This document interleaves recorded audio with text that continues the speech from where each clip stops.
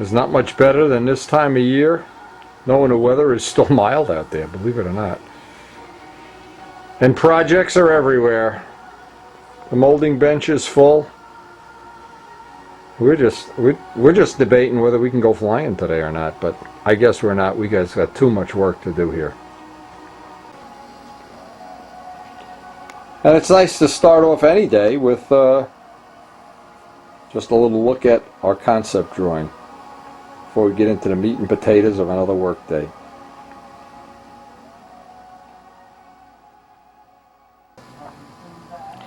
Now, today, before we even get started, open up the mail. This is from Joe Adamusco and Dave Downey, of course. And this is a thing we had discussed previously about doing a reel at some future time, a reel right from the get-go, clean sheet of paper, 90 size Spitfire. Now, if you look at the drawing, and this is pretty much how Dave laid out the B-25. You can see the scale outlines, the stun outlines, flap outlines, among other things. Now, just to give you an idea of how exciting a project like this can be, the line drawings, and I'm reading right off of Joe's note, line drawings as shown in the left represent a hard scale Spitfire enlarged to 62-inch span, which is the span we'd kind of like to work around.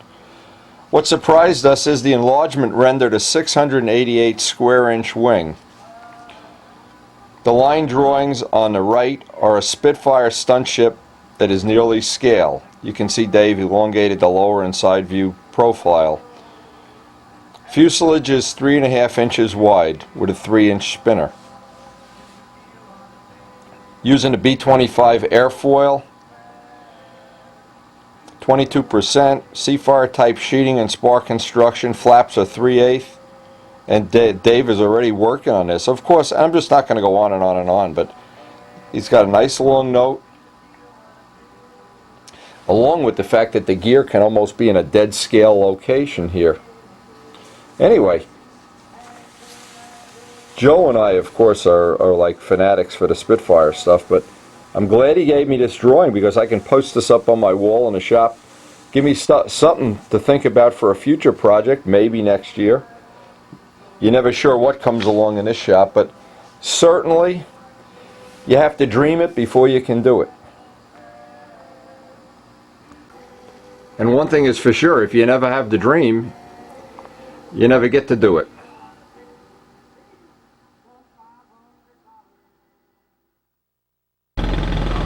Well, we didn't start this day off on a good note. They're digging up the whole street in front of my beautiful house. What's going on here? What a mess. Maybe they're going to bury Rich Oliver in that hole. I don't know. Look at these guys making a mess. Oh. Boy, that brings back some pretty bad memories of when we had to pull a sewer line up over at the rental property. Oh man, not good memories. Not one leaf left on the tree here. They're all in piles. Anyway, Rich called me up. He said he could break away for about an hour. We're just going to run up to the field for an hour before I get back and start working in the shop. It's one of the treats of having one of these. Look at these leaves here. One of these, I guess, an Indian summer. We're in the month of December. We're coming right up on December. And it's 60 degrees outside. I mean, I've moved to Houston without ever having to move. Flying? It's supposed to be flying Santa Claus. What the hell is going on with this weather? Unbelievable year. Unbelievable year. Now what a treat. 10,000 seagulls on the field today, and I didn't bring any potato chips. I didn't bring anything to feed them. And one goose. Check this out. We didn't see any goslings this year. Look at this. Look at this. Sleeping on the job stuff. Anyway, we're going to try to use up a good day. We have a couple little things to test. Rich may or may not get here. I'm not sure about Rich. Rich always says he's going to be here and he doesn't show up, or he shows up an hour late. Hey, you guys hungry? I got to remember to bring some stuff during the winter when we come here. These guys are good friends while I'm flying. I think Brian hit one last week. Hope he didn't. I hope he don't get revenge on me. Now it looks like Rich has been detained, so usually if he's not here in the first 15 minutes, it means he has some business stuff to attend to. He's still active in his business, of course. One of the things I wanted to try here, and I know one of the things we want to develop in the near future is what amounts to be a European type exhaust system, very quiet. So what I did, I put these little rubber stingers on the pipe where I'll be able to just get a rough idea.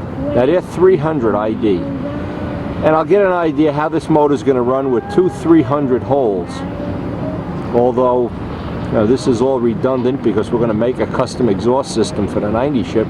But just being able to test in this ship, it's a lot easier than doing it in a new plane. And I'm always a big believer in doing things, you know, like when we have weather, and it looks like we have a day that Santa Claus is coming to town here in shorts. The other thing is I've been spending some time with Doran's. This is the special Doran prop we have. This is a one-of-a-kind. It's thicker than a normal prop. It's got that extra layer of EPON and cloth. It's about 20 thousandths thicker than a standard prop. So we've been spending time with that also. So this will give me a little, well, if Rich doesn't show up at all, I'm just going to fly off the Stooge. And one thing nice about flying off the Stooge is you just get to fly back-to-back flights, so maybe I should quit while I'm ahead here.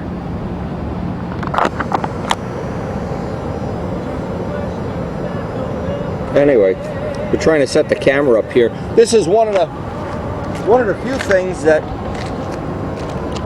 I think in the future I'm going to work on a little bit, and of course it's the cold start.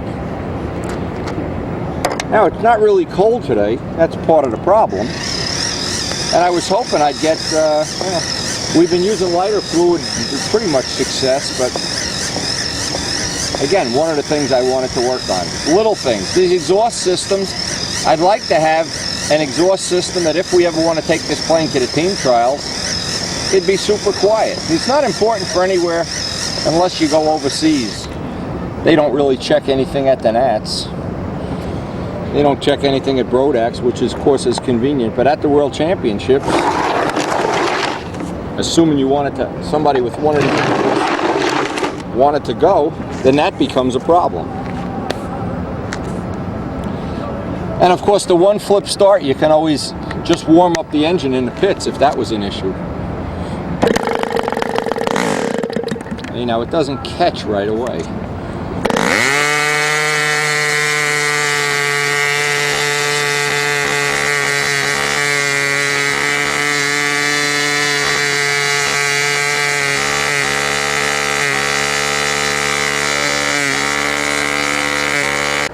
Now I've got a bunch of those little rubber inserts that go in the exhaust, and what I've been trying to do is I put the ones that are 400 on there, 350. I've got them down to 300, and it's still not overly restricting the engine. So I'm wondering, what I might want to do is in the future is make up some little aluminum inserts on the lathe and drill some holes. But what this is telling me is, after a day of testing this, it's telling me that we can go down significantly on those tube diameters. Those tubes were over 400. I think they were 425, but I'm not sure.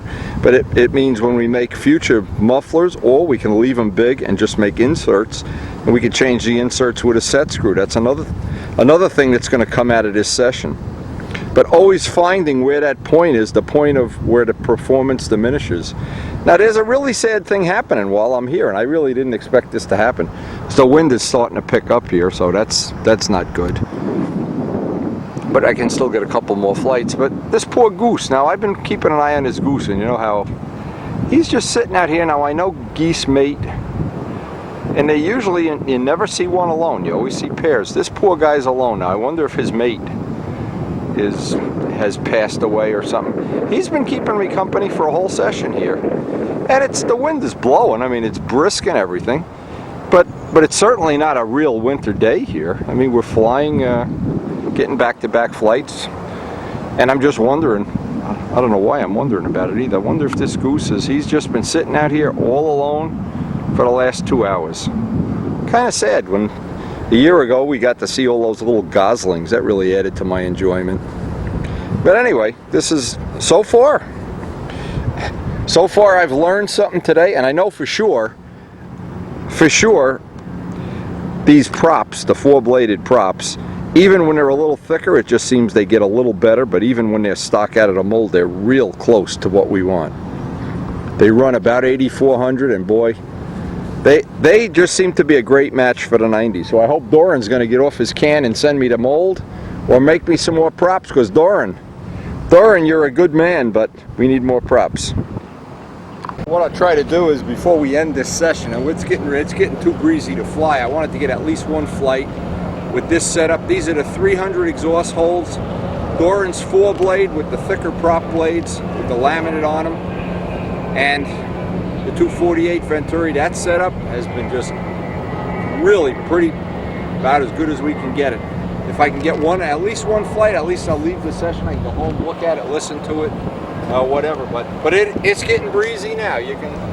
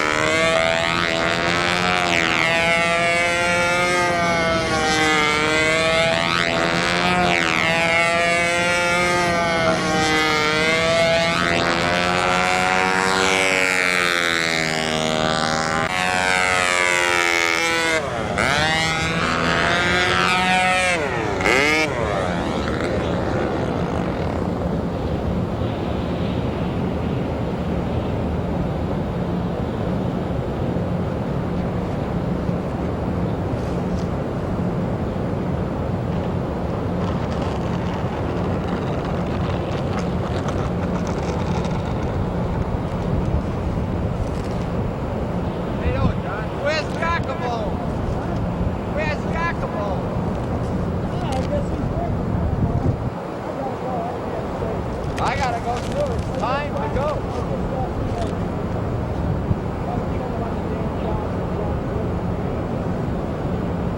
Time to go, chick.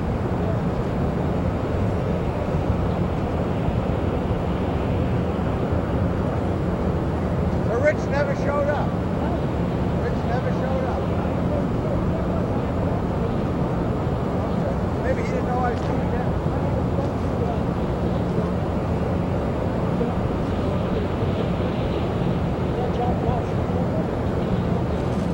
I thought he told me about it. Yeah. I'm trying to gear all my work around so I can get What happened to the one gooser? He's all by himself. He's all by himself. Yeah. That one goose. Yeah. I know. And he's been keeping me company all day. Yeah. Unbelievable. I gave him some bread, but he's not eating it. You bring bread? I'll see you later. See ya, John. So John shows up, Rich doesn't, and we pretty much got, and our goose is keeping us company all day. I can't believe this. But anyway, we're pretty comfortable with the idea we can get the exhaust neck down, and what we ought to do is even go further, get to the point where it's going to be too restrictive, and that'll be easy to figure out, and then back out. Or if I get some free time, just make up a bunch of inserts. That'll be a good thing to test if we get another flying day, and John just said tomorrow's supposed to be a flying day, so we'll see. Time to quit. As I always say, quit when you're ahead.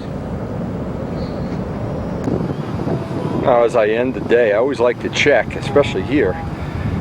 What I've been using is little safety wire things to hold these on, and they are 300 OD. Now, the next part of this test, again, I'm going to think about maybe making some, you can see how much they taper down, in fact. And it may be that in the end we'll only need one, but in the beginning I didn't want to be restricting the engine. I didn't want to be choking it down and overheating it and whatnot. And every time we do this, we learn more about this engine, and everything that we learn, everything from these sessions, even these sessions like today where, and you never know, it was good to see John, but Rich never showed up. Anything we put in a database is going to help us when we actually get the new 90 ship off the bench and into the air. This is just like putting money in the bank.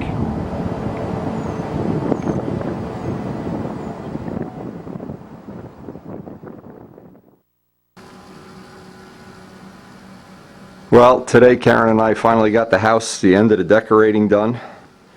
We've kind of kept it to a minimum this year. She's real busy with her last year of work, and we're busy as heck with a million projects in the shop, but wanted to just give you a minute or so to look at our tree, our decorations. We wish you and your family a Merry Christmas, and let's hope that everybody in the world can find something to be happy about today. Some of the things I always remember, this is one of the ornaments I made years ago when Buster, my cat, was alive. Among other things, we just keep all these airplanes. My son's motorcycle, not sure what else. A lot of cool little stuff. Things people have given us over the years. And we sure have a lot of things to be thankful for. Anyway, not to belabor the point here, but I really do enjoy when somebody sends me a picture of their Christmas tree or their train layouts or whatever they're working on to celebrate the holidays. Karen and I kind of get into it each year. It seems like each year, though, we slow down a little bit. We used to have these big giant villages with things on them, and we just don't have the energy anymore to put that up. But anyway, just what are cardinals on here? There's cardinals. There must be 100, and I never noticed this because we were decorating the tree. I never noticed how many cardinals there really are. There really are a lot of them. Anyway, we really do enjoy this. There's another one over there.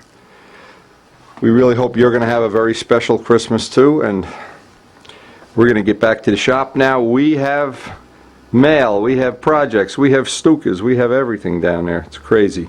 This is a crazy time of year. And believe it or not, they're predicting may even get a couple more flying days. Had a great call from Joe Adamusco. We had discussed when Richard Oliver was here this potential 90 Spitfire, and he got a hold of Dave Downey, and for the last couple of days they've been drawing sketches and plans, and I showed that little sketch. Well, we got full-size outlines coming, and Joe told me this weekend he's going to start cutting balsa wood and make a prototype wing, so that could be coming sooner than we think. Anyway, I'm excited about it. Between having that 90 and having Joe, I would suspect that plane might really be, and we're going to hopefully have dihedral and a very scale body, so that may be coming very soon. And I always rank the years I spent with Joe and with Dave Downey among the most enjoyable in my whole time that I've spent modeling. And of course we still have all 3 of the Spitfires, and we may have a 4th within a year or 2. And for all the people that really have enjoyed over the years sharing the Spitfire adventures with us, well, the Spitfire adventure continues. Every time I think one of these adventures is coming to an end, like the 826, then I find out George Waters is closing in on having it finished. And I thought, well, maybe we had 3 Spitfires and that was it, but it looks like there'll be more. Miss Ashley, John Cafaro's got the bottom out there being molded as we speak. And never knew there'd be more than one Ferrari plane, but see, that's how it all evolves, and that's what, I don't know, what makes this very, very special to me is it's the unpredictableness of it all. Very unpredictable. Anyway, back to work. Just thought I'd go over the last few little details of the day, and I really do. This time of year is so pleasant, so nice. Everybody's working on something new. Everybody's got some exciting stories to tell. And it seems like more than ever, Joe Adamusco is psyched up just like he was, and it actually was 10 years ago that we started the Spitfire project. 10 years later, and 6 Spitfires later, we're still dreaming about them. And where that's going in the near future, I wouldn't be surprised if in the next week or so Joe has the ribs all cut out and I got some pictures on the internet. To me, it's just, I think, one of the prettiest planes of all times. Classic lines. I don't know. It's something I've dreamed about. I love British airplanes. I don't know why. But there may be another one coming. It may be next year's project and we're getting a little head start on it. But that 90 is making a lot of these projects very practical. Anyway, more about that as it unfolds. I hope you enjoy sharing it with us.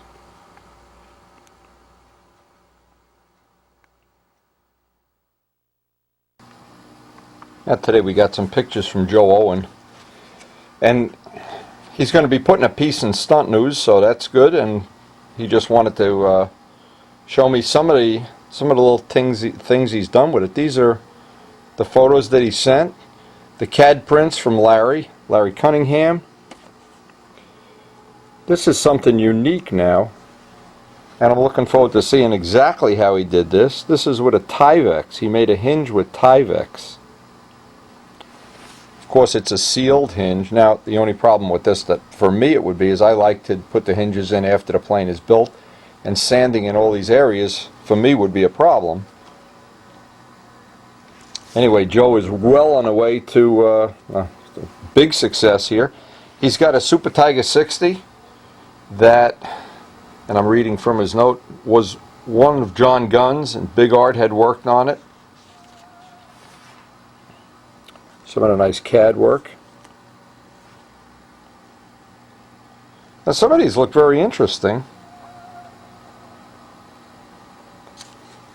It looks like those are the lucky boxes. And we're going to be making some of these up actually very soon when Rich gets the next work session on a Stuka. He calls this the Ascot Nobler. It's an enlarged to a Super Tiger 60 size Nobler. In a project we've been following along with him for many years. He's kept us in the loop.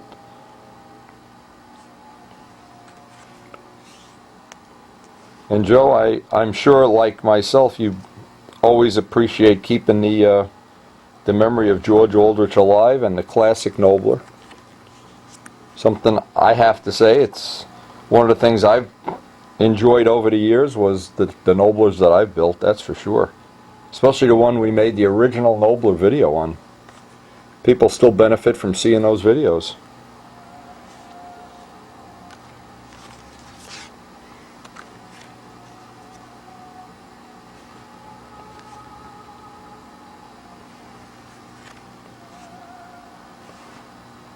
And the last thing, I see the spar work. He's got the X spar work, and looks like a windy type belt crank. Anyway, Joe, looking forward to your Stunt News article. He also mentioned something that's on my mind too. I have two boys over in the Middle East. One is a B-1 bomber. One flies a B-1 bomber over Afghanistan on a routine basis. The other works as a contractor in Baghdad. And neither is very far from my thoughts. Well, we have an adopted soldier over there for 2 years now. And he's on his third tour of duty, and we just wish that everything would work out as well as possible. They're always on our mind. Anyway, thanks from Joe Owen. And this is something I always... He says he likes the way the stunt news columns I've written. Well, Joe, we appreciate that too. And what I like is just sharing this stuff. Here's a good example. When he had the wing built. I'm just going right off his note. Anyway, Joe, we really appreciate you keeping us in the loop. And again, looking forward to seeing this article in Stunt News.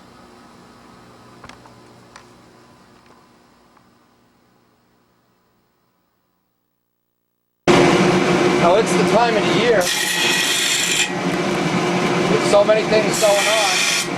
The first thing we have to do is always on production runs of carbon fiber parts. I'm trying to get this done as soon as possible to free up some time for Rich Jacoboni. He'd like to work on his Stuka this afternoon. What it means is I have to get up early in the morning, get my work done, clear the deck for his stuff, and if I have time in between, I'd like to start working on that inner wingtip. Today is just one example, and I wanted to use this for a little example. I have, while I'm working on this production run of carbon fiber gear, if I didn't get up early this morning, now I usually get up maybe an hour, hour and a half sometimes ahead of the time Karen gets up, get down to the shop, get a little work session in. In this case, not working on a model, I'm doing my production work. But what my production work is going to do is free up a big part of the day that's going to allow me to work on Rich Jacoboni's plane or work on my own plane or whatever. But had I not done this, then what happens is everything starts to fall behind. And I'm sure everybody has a Christmas tree to put up, and even if you don't have a little business you're running, you wind up with where you want more time to work on your model. And a lot of people, and I've said this so many times that it's even boring by my standards, but I free up these little gaps of time by getting up early, going to bed late. Because basically in the middle of the day, I either have phone calls ringing, somebody like Rich coming over for some help, or Karen wants some, I don't know, you know, put up the tree, put up the lights, or whatever. But boy, the time in the morning, an hour before breakfast, and an hour after Karen goes to bed, those 2 hours are like gold, and it allows me to get work like this done. I mean, if I had to do this part of the job in the middle of the day and then the phone rings or I miss a call or something like that, it's such a good thing. And when I worked at Ford Motor Company, I had to schedule about 150 jobs for each 8-hour shift, and I had to do them on a priority basis. So it gave me a little idea of how to get something busy, something going, and then at the end of the night, whatever free time I had left over was my time. I could sit and read, you know, model airplane book or something. But time management, if you use it well, boy, it's a joy. When you don't have good time management, it seems like you never have enough modeling time. And that's even worse around the holidays. This time of year, everybody's busy. And we have company coming over pretty much every night. So this really allows me to get some modeling done. And boy, these latest gear, we've been really working on getting that mold polished, and these are really coming out really super nice. I just thought I'd mention something else about, while we made this production run, I made a couple of specials similar to the ones we have on a 90 ship. They're wider than normal, a little stiffer. I don't know if you can see the difference in the width. We're able to do that now using the same mold. We've just widened it for this application, but it only adds about 1/8 of an ounce to the weight of the gear, but there's more material in the middle too. So if you have a real heavy duty ship, or one that you think needs a little extra strong gear, you're going to fly in grass or prop clearance or whatever, that's available now too. But boy, now here's a perfect day. It's not even time to make coffee yet, and we got one part of our day done. Now all we have to do is bag these up, And I would say we're going to be ready. I'm going to actually have some time to work on my own plane before Rich gets here. And that's always a free bonus. But that's the problem a lot of people face is they try to just do modeling when it's convenient. Well, sometimes, yeah, that's nice if it's a luxury, but if you really have a plane you want to build and you really want to get it done, sometimes you have to use this technique. And it doesn't mean you always have to use it, but let's say you want to get to a point before the holidays or whatever. I'd like to have a lot more of this plane framed out, and I really do want to help Rich with this Stuka. I'm excited about that. And with Joe Adamusco now, Joe said he's rocking. He's ready to do this 90s Spitfire. It's going to require a new cowling mold, a new canopy mold, gear molds. It's going to be a lot of intense work when we start that project. But what will allow me to have the time is doing these sessions in the beginning and the end of a day. Now that definitely worked out just perfectly. And once Karen leaves for work, I'll be ready to start working on my plane instead of doing production work. Another small item, our spinner mold. I think you can see we've got about 25 of them made up already. There's some even stacked here that we've been able to get these all molded up. Again, by getting all this work done in the morning, I'm going to have some free modeling time later today, and of course have some time to work on Rich's stuff, which really makes my day go a lot easier. Now what I'm going to need to do is cut a little bit of material out of here. Just take these lead outs and carefully bend them inside so I don't have them sticking out while I glue the wingtip on. Then I'm going to have to laminate my 3 blocks together. This is pretty much the way we did the other tip. Get this ready. And I've set a little goal, if I can get this set up in place and get some of it carved out before Rich gets here, that'll be great. If I have to stop in the middle of it, it's easy. I just take the towel outside, get rid of the scraps. But the object of today is we want to get some of the joints made on the Stuka wing. So anything I can do now, this is actually going to be a free bonus for the simple reason that I got such a nice early start today. So here we are, the family isn't even up yet. It's time to plug the coffee maker in. Here's another trick. If you're like me, you're a coffee drinker and you do get up early and you're tired, make the coffee strong. It's so early, the birds aren't even here yet.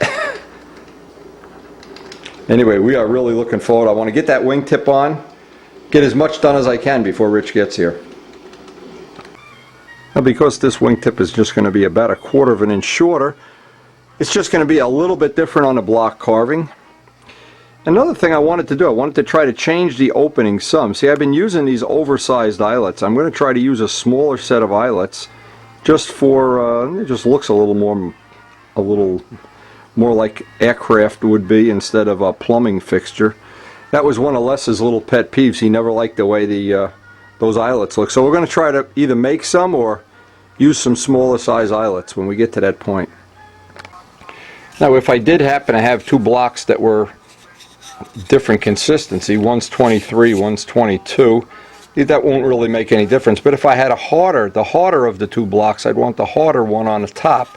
Even though this is just slightly harder, I'll put this one on the top, just so it'll be more or less prone to taking a ding. And then we had to put the spine in the middle, pretty much the same as we did on the other tip. I need to get this all tacked in place. Get this on a perfectly flat surface, get it even, and get it all tacked together. Step 1.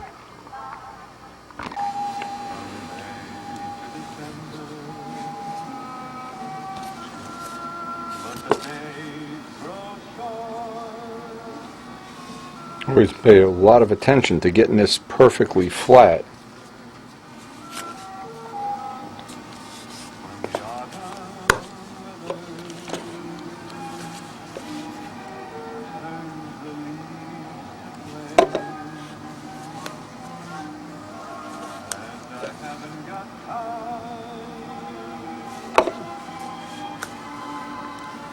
Once this is all tacked together, I'll be ready to get a flat surface on it, get some tape on the wing, and get this block in place.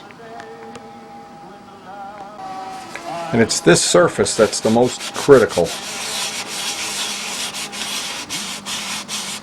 I can do this on a belt sander, but I want to get that last nice little flat on there. I got both of these sides dressed off, so it's in essence right now it's very close to looking like one block. Now I'm trying real carefully not to put a kink in the wires, of course.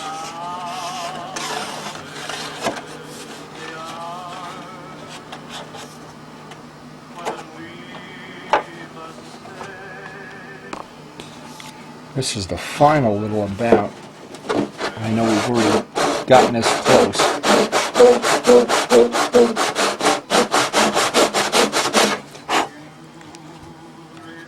Now the trick is going to be get the center lines lined up as closely as possible. And that's ready to put on.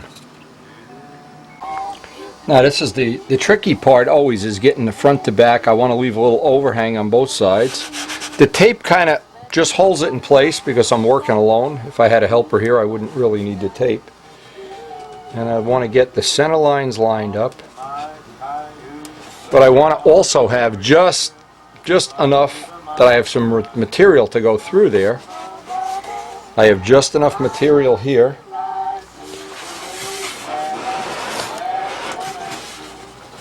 And this is tricky, getting this right on center is where I want it.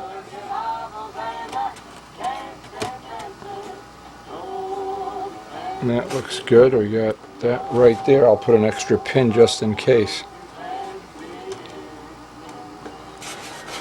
Now to make sure I have just enough material up here to carve to.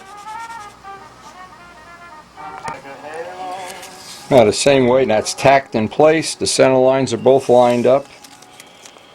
I want to give myself a little protection on the glass areas here.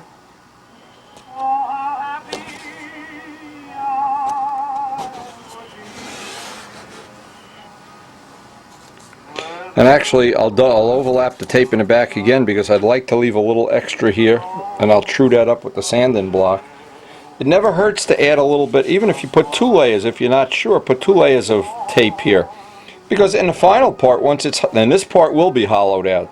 We didn't care about lightening up that outer part, and I mean up to a point it's not real important. In fact, I've known people that just leave it solid. But for our purposes, we're going to do that aggregate thing that I talked about on the storyboard. And so this tip we would like to get as light as possible. And that'll be, once it's carved and hollowed, to get that final little joint in there after the lead-out adjuster is in. That'll be a critical thing. And keeping this tip light, this tip and everything from the flap hinge line back, we'd like to keep as light as possible. The nose we're not real concerned with. We can always, in other words, when a plane is wrong, if it's nose heavy, it's easy because you put roughly twice as much, I reversed it, twice as much tail weight, twice as much nose weight to rebalance the plane. When it's tail heavy, you need twice as much nose weight to bring the plane into CG. So same thing with the tip. If this tip is a little on the heavy side, you really need, every gram you add out here, you need 2 out on the other tip to bring. You need 2 because you need the tip weight, and you have to balance it out. So I don't know if that makes sense, but in other words, if you had 1 gram less out here, you need 1 gram less out at the other tip to balance it. So the aggregate is that you've made the plane 2 grams lighter. Every gram you can get off here, I'm not sure I'm explaining this in perfect engineering terms, but every time you add a gram here, you need to add a gram on the other tip just to get it in balance. You've added 2 grams to the total weight of the plane. Now the critical thing is that we have the center lines both lined up and that we have just enough material here, and we don't want to, for sure, get too cute up here. We only have, I'm trying to show it, we only have about a 1/64 of an inch extra on both sides. So basically, because of the time window that I have, the goal I've said is I want to rough out some of this. Because the nice thing is I can stop whenever Richard gets here, and if the phone rings, I can do this while I'm on the phone. Biggest single thing to do, even if you think a blade is sharp and it's used. The worst habit I ever had to break was trying to use up and resharpen old blades, and just in the beginning of building a plane or working on a project, just buy one of those packs of 100 blades from Brodax and be done with it. And every step of the way, from this point, carving all these blocks just be so much easier. And whenever I start carving this, I like to look and make sure I don't have any funny grain in the wood, because I want the knife to follow the grain if possible. And it's just, no matter how you define it, there's just no substitute for just doing ice shavings. I call it ice shavings. Notice that I'm carving the bottom first, just in case I need to build up some rhythm or some vision or something. And because these blocks are so hard to get, especially if I had one really light block, what I'd make is the inboard wingtip. I'd rather have that than, and you certainly don't need a light block for the outer tip, that's for sure. So, other than the fact it would be a little easier to carve. But I like to work the shape in. It's pretty much redundant. I guess there's no point going over this over and over again until we get this carved, but just getting the rough shape in here that we're looking for.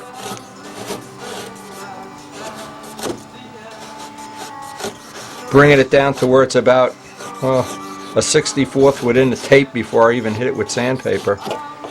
And the more you can, I guess, define it as ice shavings.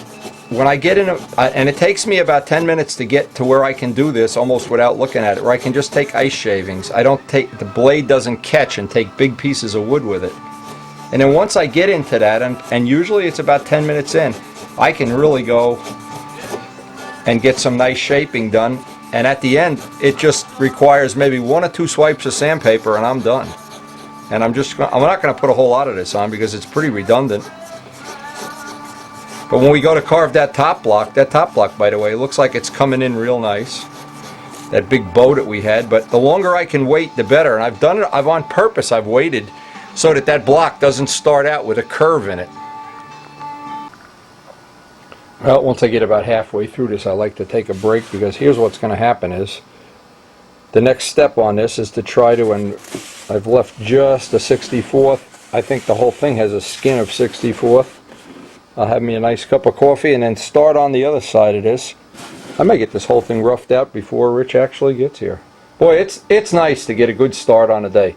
I always relate a good start on a day like this, when everything's done, it's like having 2 days for the price of one. It really, it floats my boat. Now that's pretty much roughed out, ready for the trip to the sanding desk, sanding machine. Sanding jet vac. Oh, that's nice. There will be very little left to sand to bring those contours in and bring them right up to the thickness of the tape. And what usually works pretty good is I put a padded part, the other part sits on the padded part of the table. And it's relatively rough. I think this is 80 grit. Just dress it off. I don't want to get anywhere up near the tape with the rough sandpaper until I switch over to like 220 or something like that. For rough paper at this thickness, at this grit, you're still shaping parts. You're still shaping the wood. You're not putting a finish on it. From about 220 down, you're smoothing a finish, and a lot less of it is going into shaping the part.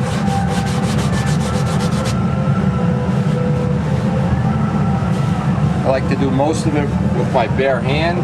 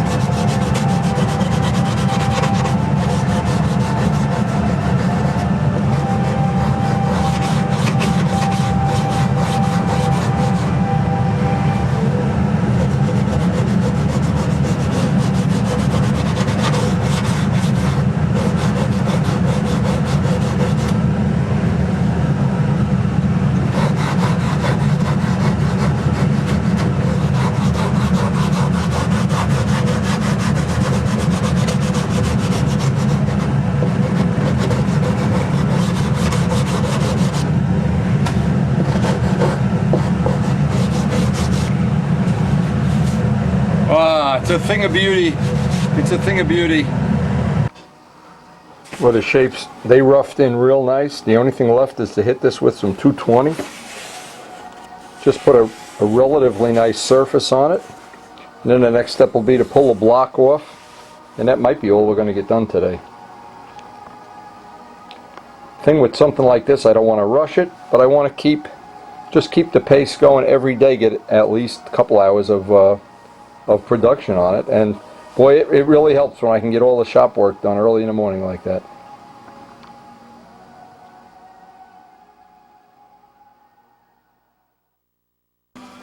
Now before I split the tip, I want to just leave myself enough room.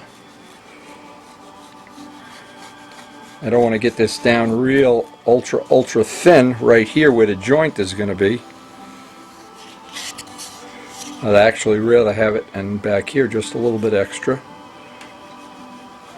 I thought it was going to be a nuisance having that spine in there. It actually didn't turn out to be a problem at all. I did not anticipate it would be that it would not be a problem. So that was kind of a free one. I need to leave a little material up in the front. Need to run a sanding block along the edge of that. We're not going to get to do this right now, but this will be ready once I split it.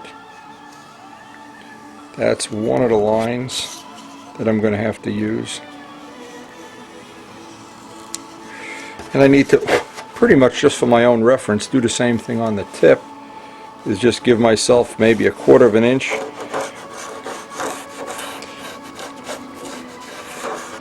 And this is not, doesn't have to be real accurate. We're going to just make, I don't want to have the joint be 1/16 of an inch. I want actually where the joint is to be kind of a little rib. And I think what I'll do is ultimately I'll put a little rib in right at the back here, or somewhere where it's not going to interfere with the lead outs, so that this doesn't get too mushy.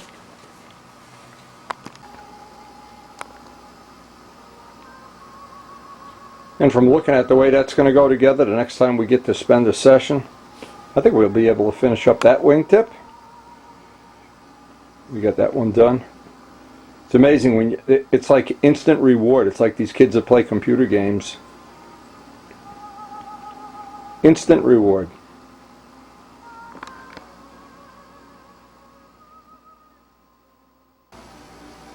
Okay, so you got the rough sketch out. Yeah, this is a rough sketch. Okay, this is 9 1/8, the nose. 9 and... Did you make it accurate, or did you just do this? No, Okay. no, well, it's close to it. All right, and you got the body, you got the tail in the same position my tail is in. Right. Joe Adamusco's cutting ribs already for the 90 Spitfire. No kidding. He called me yesterday night. He's cutting ribs already. Rock and roll. Yeah.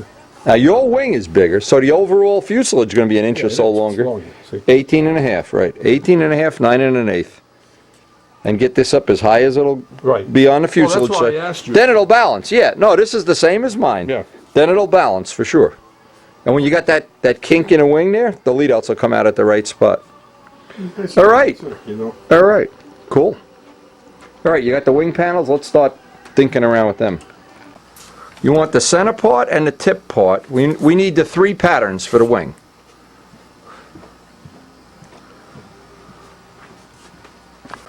All right, so take the inner tip off. We want the one for it, because what we want to do, we want to sketch some of these outlines out and write the length of the parts, so we know when he does a sketch. And you need to have an outline of your tail.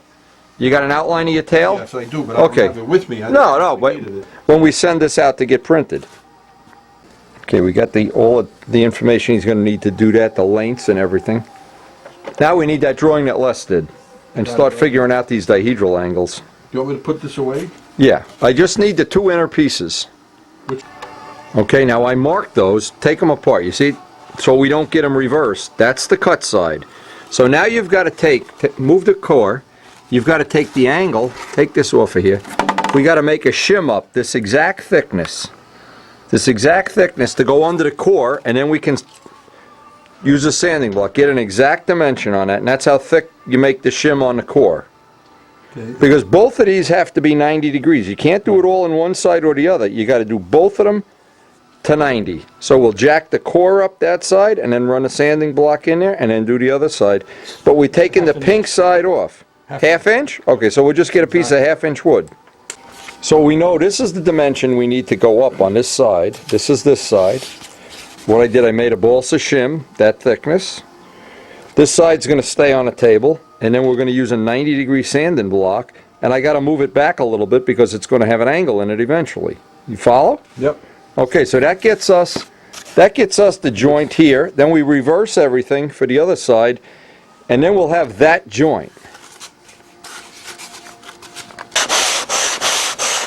And you can see how that's taking into account that angle.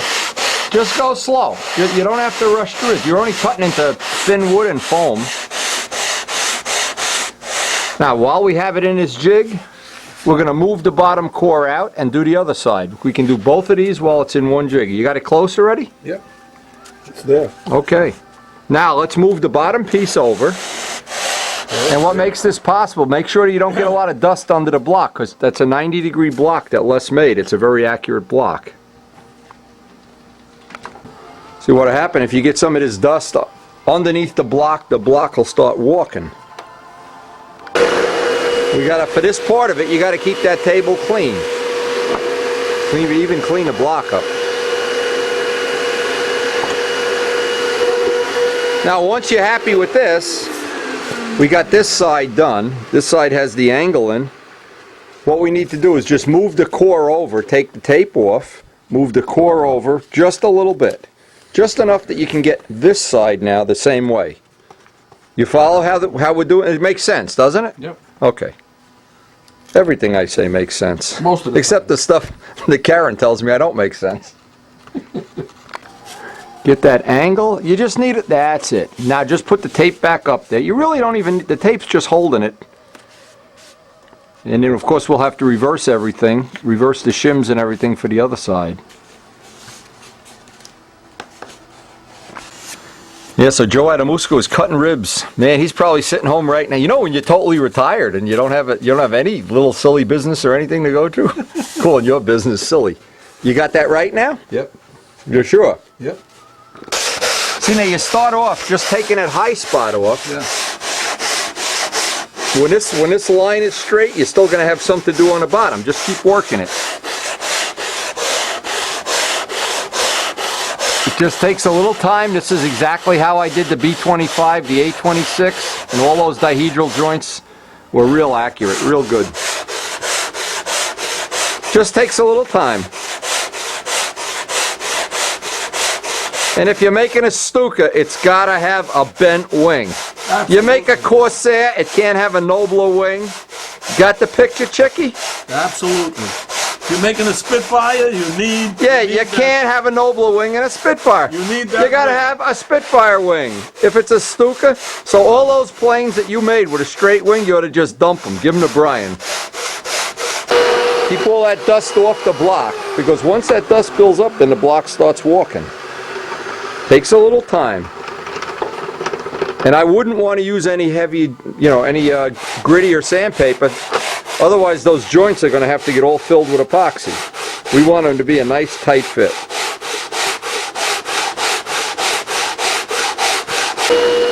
Okay, the way you test to make sure you've got the whole thing done. I want to show Rich how to do this so I don't have to... In other words, you really want to know that you have the whole... See, you got dust up here, too. Take the ink marker and just put little dots along the whole perimeter, and then sand until the dots are gone. Then you know you've got the 90-degree edge all the way up. Yeah, use that pink ink marker. No, you use a color ink marker. Don't use that thing. You gotta go crap all over the sand. That red one is good. That pink one. Just a tiny dot. Just a dot. On the sheeting is where I would put them. Yeah, you got it. And when they're all gone, go right around the whole thing. When they're all gone, you know you've established the 90-degree off the table on both sides. Then when we do the other one, we're going to try to join them together, and if they made up real nice, we're in good shape. Then we, of course, have to do the same thing. We have to make the jig up for the outer part of the wing. And then the big thing is getting the gear blocks in, those gear ribs or blocks, whatever you want to call them. Okay, now when you sand that, just enough till those little dots go away. Kiss it. Just kiss it till the dots go away and you know you got it. Well, you're quite the craftsman, my boy. From the old school. Can you imagine the guys that built the cathedrals in Rome looking at us? Doing it with stone, no tools. Rubbing two stones together. With bronze chisels. Bronze chisels, right. No plans, working off it. They didn't even have paper invented then, I don't think. It looked like There it you was go. there. Yeah, no, if you It looked like it was just go slow, go slow. This part of it is going to suck up a lot of time. But when you get the joint together, that'll be perfect then.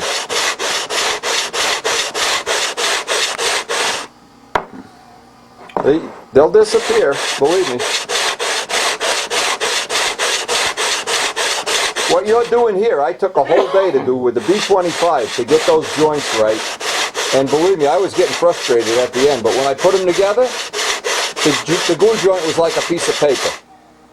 Nice, there you go. We're getting there. Oh, all right. But see how, if you didn't do that, here's what would happen. You'd never know. Look on the bottom. Yeah. Your top ones are gone, Yeah. but the bottom ones aren't. So what does that tell you? That, you know, we really didn't have the joint as good as we thought we did in the beginning. So I just I can't say it over and over enough. This part of it is going to take time. You can't come over and have a cup of coffee and it's done in 5 minutes. This is just going to... And that's why not many people build these planes that are hard to build. You know, they build the planes that are easy. You build Nobler wings. You build, things that just snap together. Any plane with dihedral or polyhedral is just going to be a lot of work. So Musco is cutting ribs. Adam Musco's cutting ribs. I love it, man. Dave Downey already drew up the Spitfire. No kidding. Oh, I got the plan of it. The little plan. Not a full size. For the 90. For the 90, baby. Okay, now you should have at some point in time no little. Oh yeah, you got it. Okay, good. Okay, one down. Vacuum it up and then we'll reverse it. Put the jig on this one. First panel's done. Nah, no brush. Just use... You can put the brush on the end of the vacuum there if you want. That's the old one. A little epoxy and everything on it. Look at these. Look at how he treats my vacuum cleaner. Treats my vacuum cleaner like it's a Fox 35. Leave this set up like that. There you go. Now we just switch to the other core. Take the shim off. Just go slow. You got the same amount to take off.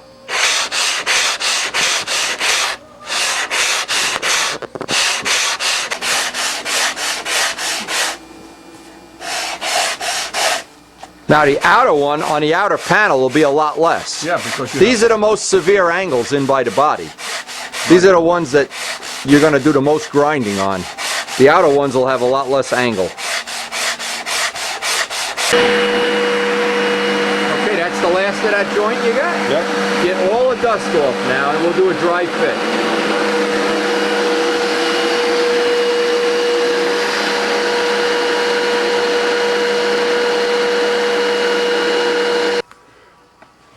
I think you could put these on the outside. It isn't going to matter because you're right. Let's see, wait a minute. No, you want to be on the outside of the joint? Make the gear a little bit wider? Yeah, that's fine. Okay, so we'll just get 440 bolts. And then we got to start sinking. What we're going to do is we're going to undersize this and take the foam out of here. So this is like a dovetail fit right in there, and then epoxy the whole thing around the perimeter. And this is his gear block. Who'd you get these from? The guy in Cleveland or something? No, I got it from Jose got Jose Modesto. Okay. Got it from Okay. the guy in the Ukraine, but he went through Kosmonato. Okay. Because the guy in the Ukraine shipped them to Kosmonato. They're probably 10 cents in the Ukraine, and by the time you get them, they're $40. And then Kosmonato shipped them to him. And What then a he shipped markup. them to me. Where's the bolts? No, those are special bolts for belt cranks. Can't you see how I have everything organized? Every I know. bolt in its place. Make it this See, way. Well, I would put them on the outside because you're not cutting into the joint then. But I'm saying, should I do it this way instead of the other way? What are you talking about? Instead of this way? There's no difference. It's a 90-degree bend. There is a difference. It's just that that's... Oh, the axle's back. Doesn't matter. He's got my good stainless steel hardware that Bob Zambelli donated Of course, to our course. the good stuff. It's got to The be... poor company Bob works for probably cost him $100 for that bag of bolts there. All right, bolt that up, and then we'll... I want to see how strong that is when you get that. Put some washers on there, too. Let me get you some washers. Now, you may think all the good comedy stuff is on TV. Oh, look If at you it. saw Rich tighten these bolts, this could be They're on a mile Saturday long. Night Live. They're a mile Well, you long. took my most expensive bolts. Well, of course. I'm not I mean, going those to are take... take junk. Oh, man, he takes stainless, too. I'm not going to take Oh, junk. my God. This thing has better bolts than a real plane Look at has. this. Look at how long it is. Yeah, why don't you take the 2-inch ones? Get some Oh. threaded rod. We could put it outside the Yeah. house. Start tomorrow. Oh my God, unbelievable. Now we got to make sure we don't make 2 lefts, 2 rights, 2 1. We got to be very careful because I know with the sense of humor. Oh, jeez. That's at the 40th time that I got to keep the camera rolling. Have you ever worked on airplanes? And believe it, you are a real graduate aircraft mechanic, right? That's right. I mean, from that school you went to, you and Gene? Me, Gene, and Arnie. And Arnie went to that school too. Arnie went to that school too, and he became a bra manufacturer. Arnie's the only one that got rich too. What does that tell you? Arnie's the only one that's a millionaire. Forget it. That's right. I got to admit, it's entertaining watching you tighten bolts. Well, it's long enough. Look at how long it is, this screw. With a lock washer. Now, I'm very impressed. I'm going to be putting some... we'll put CA on the whole CA, thing. thick That's or right. thin? Thin.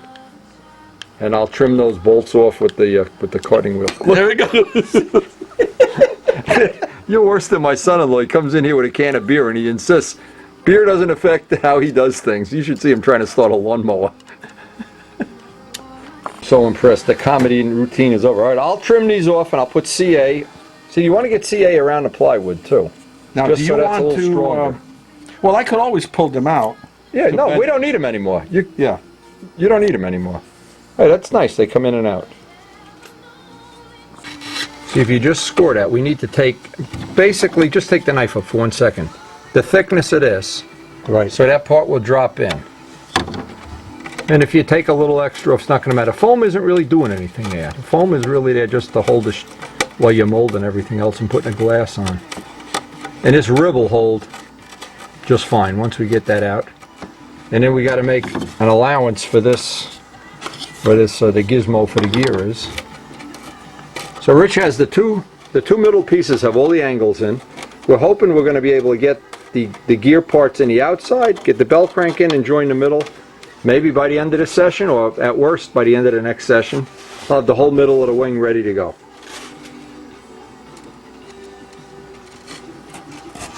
Yeah, you could. That doesn't have to be fancy because the glue isn't doing it. That piece isn't doing anything. It's just going along for the ride. I was afraid I was going to originally make up a little tool to do this with the Dremel tool, but you know what? If you slip, Oh, yeah. man, that's going to chew everything up. This way, if you slip, you're only going to take out the slightest little bit of material. And then we're going to take and drop this piece in, but hand fit it gradually with some rough sandpaper. Just take it down with a block until that piece plugs right in, and then that'll be ready to, well, depending on how long this takes to do the hand fit. But even so, that would be the next session, we'll have the center of the wing joint done. Got to have some kind of unrealistic goal to work toward. You're better off, yeah, you got to cut away for the bolts. And then when you're all done, we'll take some just rough paper and just get that out so we get a nice tight fit. Just get most of it out with the blade for right now. And the last little bit we'll dress off with the sanding block. Don't, yeah, that's nice.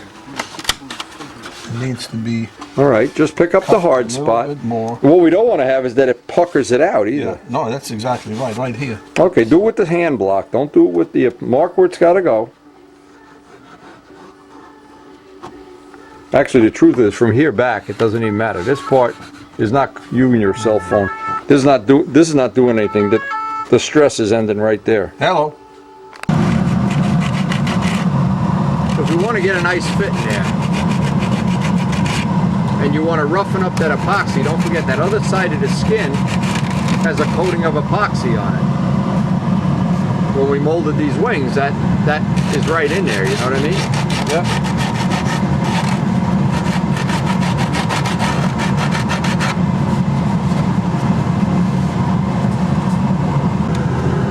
The idea is to snap it and just take the hard spots off. We want it even, you know, because you're going to use this as a butt joint. You got to have this even. Right here, got to take some off. Okay, carefully. Do it by hand. You do it the belt sand, it's going to be a problem. No, I took the... So we got the ridge almost done in there, and that's the next step, to get both of the gear blocks in before we join the middle. All right, you got a nice fit in there. I'm going to mix up some 5-minute epoxy. I'll work on this. You start working on the other one. See, any place, all I'm going to do is just make sure this is flat, because the other part's going to adjust. Well, there's got to be a little more of this stuff that has to be removed. All right, well, get it perfect. Now, don't never worry about the foam. The foam's just in your way right now. And I wanted to do these first because these are set at 90 degrees. And when we join the middle, these have to sit parallel. They can't be off. Oh, look at that, look at that, look at that. Nice. Oh, Rich Oliver, eat your heart out, baby. And because of Rich's very accurate workmanship, we're just waiting for the epoxy to kick off. I'm leaving a little bit of a gap here because I don't want to have this sticking out where it interferes with the joint. But I can seat it, and I don't want to put pressure on this where I'm not maintaining the shape. There's plenty of epoxy holding that now.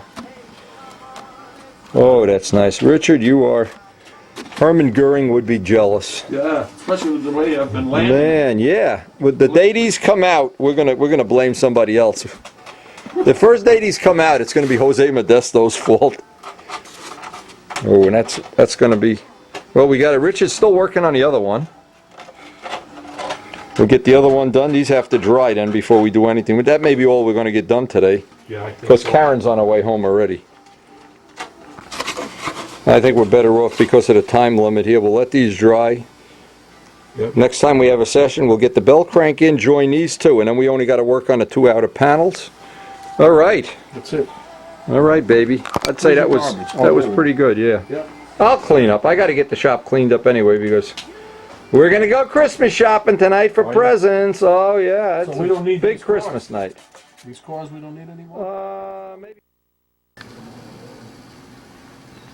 Well, this morning, after a big cup of coffee and after taking care of all our molding stuff, I want to work on that inboard tip again. Boy, these guys never cease to entertain me. It's unbelievable. Again, I'm looking to make a little bit different setup, similar to this, but with smaller eyelets. Not only smaller, I'm trying to make it look a little more aerodynamic. Les was really on my case about that. He didn't like the look of that Leadout guide, so we're going to see if we can come up with something nicer. Now, the last time we had a session with this, one of the things I was thinking about, because I have a spine in here, I'll have a little bit different choice than just cutting half out of each block. Maybe I can work off the thickness of the spine. That's one choice. I also laid this out, and I'm going to add just a little bit extra material, more than I'd try to get this down to 1/8. I'm going to leave it at 3/16, because last year we had a problem where I had made it too thin back here, and I constantly was fooling with it, and it just didn't pay. I know I got carried away trying to make it too light. So I'm going to really take my time. Step one is to split this apart and start hollowing it out. No matter what tip, whether you put these on frontwards or backwards. You know, if anybody asks me, the tips just go along for the ride. And that Big Jim Greenaway agrees with that, among other people, that you're not making a lot of lift out here at the tip, but cosmetically it adds a lot to the plane. In fact, it looks like a flight streak.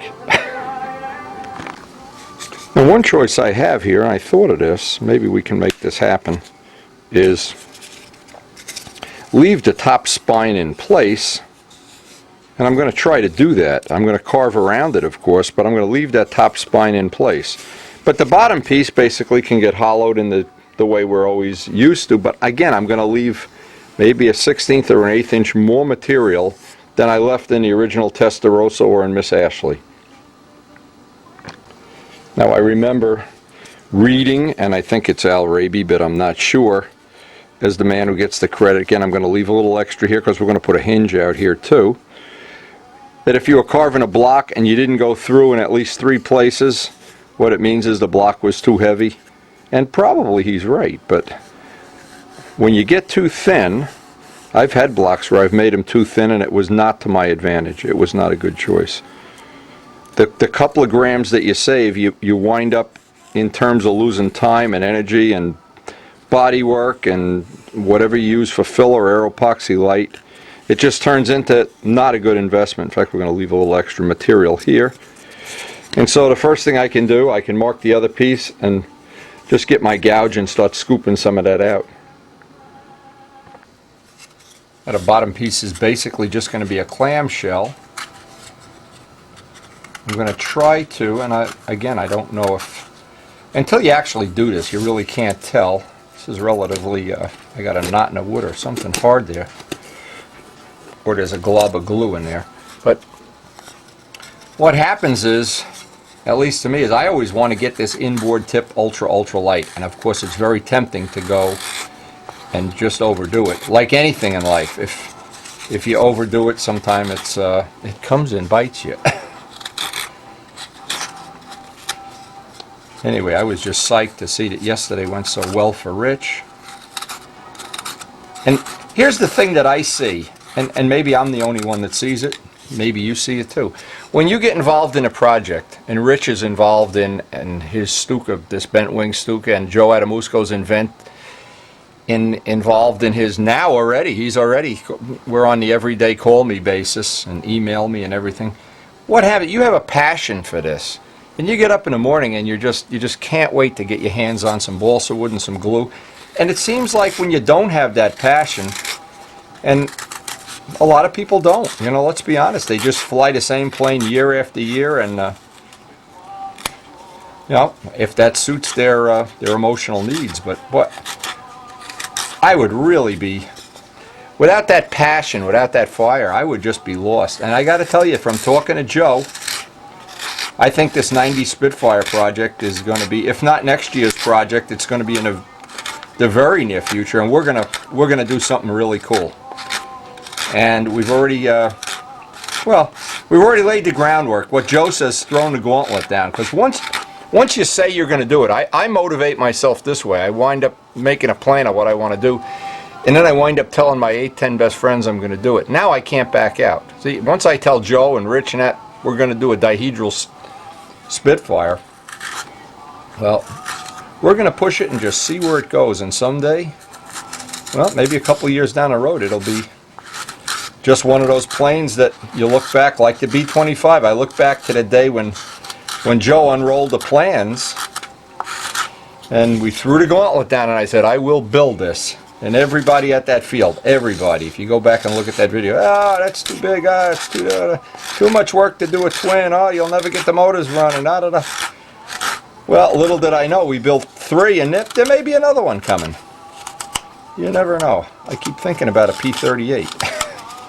But anyway, I know other people that have the fire, and without the fire, I don't know how you can do this. I mean, to get up in the morning, and the biggest decision you'd have to make is what color you're going to paint the leading edge on some plane that's already been built 100 times. I don't know how you can do that. That's really almost difficult for me to envision somebody wanting to do that. But again, that's the beauty of what we do, is you don't have to follow in anybody's footsteps you don't want to. And if you're just in it for the trophies, well, then probably what we're doing isn't going to be the best choice. Then you've got to do that thing of flying old planes over and over again, and I don't know. Wouldn't work for me that much. Anyway, I love the excitement. I love the I love that we can't even see what Rich's wing is going to look like when it's all framed out. Anyway, I'll get the rest of both of these semi-hollowed out before we're ready to do the guide. And then I want to think about how I want to do that guide. This type of stuff goes real quick.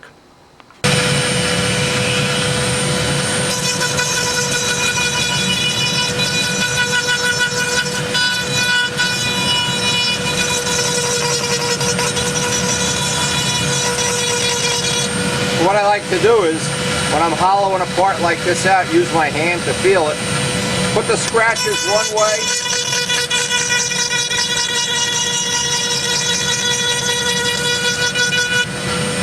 Turn the part, put the scratches the other way.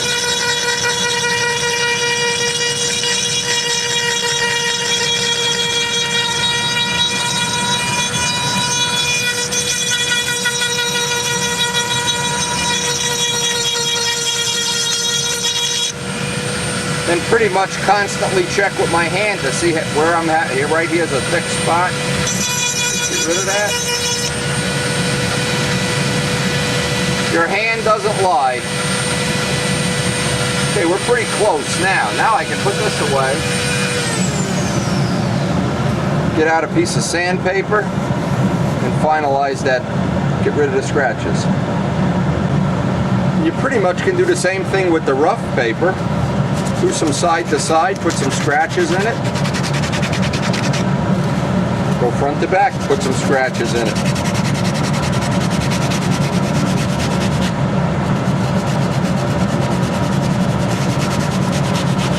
Again, there's a fine line to walk here between how light we can make this part, among others. It's like trying to make a super light tail. You don't want to run the risk that you've gone a little bit too far and it breaks or it bends. And I'd like not to have to run that risk with this part. And I'm going to err on the side of it's a little bit thicker than it has to be when I carve out both of these parts.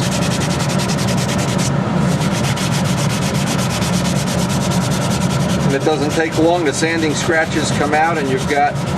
The idea is to get a nice, even, thin wall, not have something that looks like, you know, unworkmanlike. Now we've got one, as we have our coffee break, that one is just about where I like it. Hopefully haven't gone too far. Now this one has the spine, and I just want to take into account that the carving will be just a little bit different, although not a whole lot different, but I need to leave a little extra material. I've allowed for that in the red line because I want to put that lead-out guide in there. And I need to calculate the angle, and I want to figure out if I can get smaller eyelets or maybe make something special for that. That's what I've been thinking about while I'm having my coffee. Okay, we have the two clamshells done. The next step is I want to lay out exactly where that lead-out guide is going to go. And the other part of this, picture what has to happen here, and I'll make a pattern. These lead-outs don't come out off a 90 degree, they come off on a very slight angle, but I want to mirror that angle, and the way I'm going to do that is by actually using the lead-outs and making a template. Now the next step is to get a new blade and get rid of all this extra material and just leave roughly about a little more than 1/8 of an inch of a lip around there, and we only need that lip as a way of attaching the tip. Now until we get this area, and you can see, well, let's move this off the pad. This is kind of vulnerable now because I could squeeze this. So I have to really be careful when I'm dressing it off and doing any of my little sanding operations. But the next thing will be to pull out, just take the lead outs out of here. And I'm just trying to clean this up.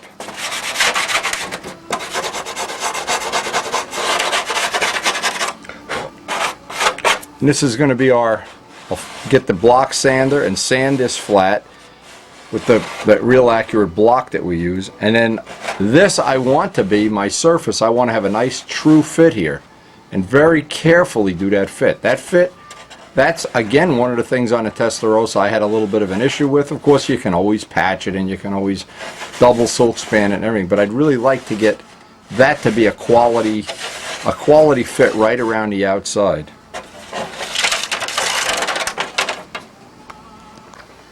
So now I'm taking, and this is just going to be a pattern. A piece of 32nd plywood will make a good pattern, because again we need to have this when we go to draw plans up. Now what the only purpose this serves is this edge here, and I'll cut this out. This edge here, I need to establish the angle that this is going to go at, because if I have this angle wrong, there's going to be friction at the tubes or some other negative thing happening. Okay, now I got my piece of 32nd plywood. I dressed this edge off. And again, what I'm looking for is the angle. I want to get that up on there if I can.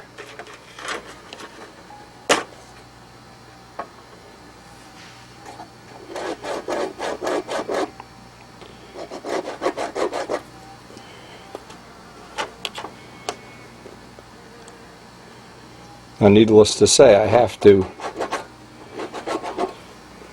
follow this angle up into all the spots.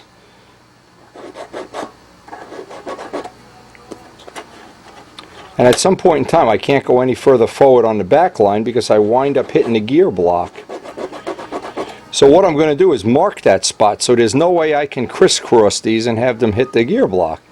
I need to look in there and see where that limitation is.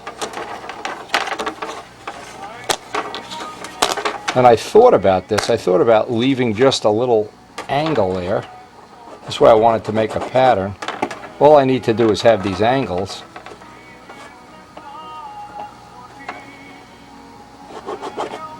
Oop.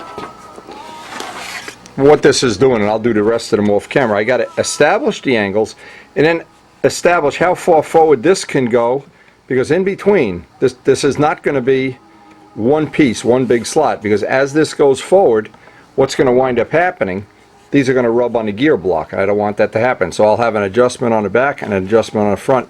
That's one of the little changes I'm going to make to this wing. Now if you look down in the wing, you can see that the front lead out can only go a certain amount back lead out a certain amount forward. We're limited by that because we have that gear block in there. And we don't want for any reason at all to create a rubbing action on that gear block, what may just bind or in a worst case scenario wear out something, lead out's auto block. So now I know that this is the limit forward and back that I can go. I just need to establish that middle bar and then I can recheck all these angles. Now even the best laid plans of mice and men, sometimes there's a miscalculation. And I just found one, and I know Dave, who will see this video very soon, and Rich Oliver too, will have to make a change that we did not anticipate, and now that I've laid it out in full scale, I see we have a problem. Now what happened on Miss Ashley, we had templates from Les, and we changed them. We moved it around from the original template. We redid it quite a bit. Now, one thing I never took into account, I really did make a problem for myself here, but when I went to lay this out, I realized I have an interference with the landing gear, not with the plywood part, not with the wire, but with the plywood part. Now if I use, let me see if I can do this so I can show this, at least I can show Rich Oliver and Dave what the problem is. The front lead out, we have enough travel, way more than we knew. But when we made those new templates, we moved that piece back for some reason and never took into account this problem. See, now I want to be able to move this lead out up here, but see, it's interfering already. Now I'm going to have to make up a tool, and I'm going to have a cup of coffee and try to figure out how I want to do this. I want to make a tool that I can remove that bar and then reposition it somehow, and I'll have to really give this some thought how I want to do this. But boy, was this a good catch, as opposed to building a whole wing. And now and Bob Lampione, I think, is one of the people, I may be wrong, he had braided lead outs, and they were rubbing on the landing gear wire. He never took that into account somehow, don't know how, but it wore the lead out.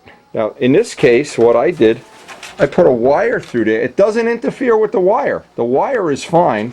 The interference is on the plywood on the back.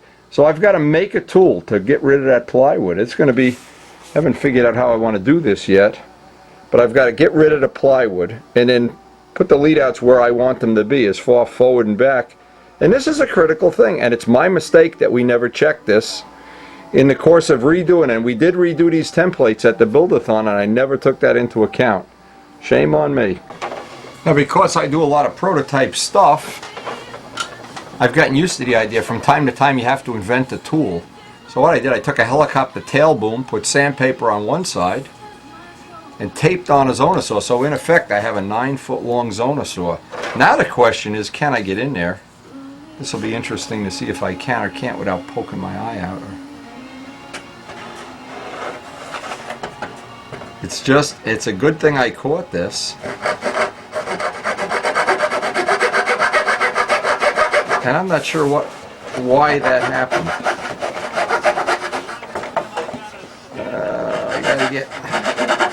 I gotta get a better light in there. Luckily I have this little baby flashlight I can stick in it because I can't see where the blade is cutting as I'm working this. Boy, this turned out to be one good catch. We always used to have a saying, good catch, in a machine shop. Without this long saw, I don't know how you'd get in there. But a lifetime of doing this kind of stuff where you have to invent stuff along the way. And I want to make sure I don't leave any material sticking down because it won't add any strength. No matter how thin I make this, it won't add any strength. Boy, is that hard to get in there too. I don't know what the thing is binding up on the glue.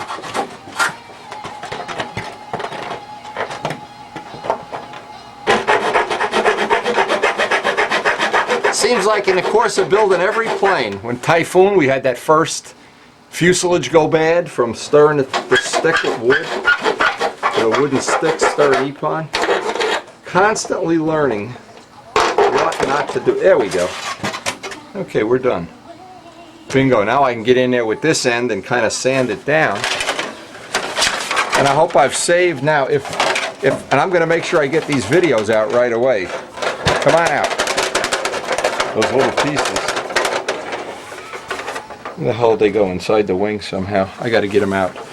But what'll happen is if Rich or Dave already has the wingtip on, they're going to have to take the wingtip off and get in there and do something very similar. So I'll make sure I get these out right away. So these two little pieces of light ply might have caused a real problem. It could be that we've just ducked, not a bullet, but a hand grenade. But these have to come out. And now I have to see if I need to. I'm going to have to kind of squeeze this wing and see if I need to reposition this somehow. Now when I squeeze this, it doesn't seem like, because we still have the arcs, it doesn't seem like we're losing any. Actually, it doesn't seem like we're losing anything. I'm not even going to put another piece in there. I'm just going to take the sander, clean that up so there's no way the lead outs can rub in there when I'm done. Now I can tell you another pitfall that I had thought about in the past is, without that bar in there, I need to make sure that when I put the gear wire down, that let's say the two wires, if you have braided lead outs especially, they haven't both become a problem. In other words, you need to pull tension on. I don't think the solids will walk back that much. Maybe they will, but I'll find a way of checking that. But this is something I'm going to have to deal with realistically. In other words, once you take the gear wire out, that wire can fall to either side of the wing, especially if it's in a shop and you push the braided lead outs in and they've fallen kind of just lazily in there. But when that wire goes in, it's a good idea if you can look in and see that you still have one wire on each side of the gear as it was designed. So this is a design change. Believe me, this is a real bullet, and I'm glad we ducked it. This is really not something minor. Now, it's also true of this, and I always have to remember this, and I remember why I bought this little laser flashlight. I bought this little LED flashlight. So when you're putting that wire, changing the landing gear, now once you put it in, if you never take the landing gear out again, you don't have to check anything. But especially braided lead outs, if you were changing them or taking these out at the field and that wire got in front of it, what would happen? It'd be grinding away at the wire. Obviously a bind would occur, your handle setting would change. Too many bad things can happen that way. And the truth is, anytime you have landing gear and lead outs of any kind going through the wing. Where that wire goes up into the wing, or if you have real short blocks, you'd really have to be very careful you haven't created an interference fit. And I believe, but again, I don't really know if it was Bob Lampione that had lost one of his planes because that happened. That was really, really a shame. Okay, now with that bar out of the way, that has solved the problem. And now we have basically unlimited choices of where to put the lead outs. Another good thing. But now with that piece out, we also have the potential problem of crisscrossing the lead outs. So anytime we take the back one out or the front one out, we can't, there's going to be nothing to keep them from actually there's nothing to keep them from crisscrossing with that piece in there, because we're still going to have that wire there. So we're just going to have to always pay attention that we haven't done this. In taking the lead outs out, we haven't done this. And then we've done it one extra time, so up is still up, down is still down. It sounds like it's a thing that could never happen, you know, but when you put this many hours into any design, there's bound to be one or two little things have to be corrected, and that certainly was one of them. Now even if you look in there with the wire is almost an interference when the back lead out is way forward, front one not an issue at all. So that we can live with. That's certainly in the doable range. But it's the kind of thing I'm really glad I checked, and I'll certainly put out a little note on the computer even today in case either Rich or Dave is in the middle of doing this, just to alert them to that possibility, and then they can look at how I resolved it on a video and see if they have something better. I made a prototype up. I wanted to see how this was going to work. This is rock hard 1/8" balsa. I think they were using this for spars or something on free flights. It's so hard. And what I did, I took this little piece, just wanted to see how this would work, and laid out all the angles on here with a piece of 1/8" tubing in between. So in other words, the way I laid this out is I'd put this piece in, leave the tube in place, get the angle just right, the angle I wanted, and then C8 them both down. So now that gave me this little piece. I'm not sure how I'm going to do this, or if I'm just going to make it over. But those little rock hard uprights, I want to cut this out, and then I have to split it, of course, so I can move the wire in there. Now I want to see, I'm just going to split the whole thing right down the middle on the jigsaw. And then by putting this, well, we know the wire is a 32nd of an inch, so I can put a 32nd of an inch shim in each side, and I should be able to slide the wire in relatively conveniently. Now this is, if you have a wingtip shape that has a straight line, you don't have to go through all this. You can just take a strip and put the holes in it. But when it's a curve, these need to have a fan angle to them. So once this is split now by putting a 32nd shim in both ends, that gives me the exact distance I need for that wire to slide back and forth. Nice easy way to do it.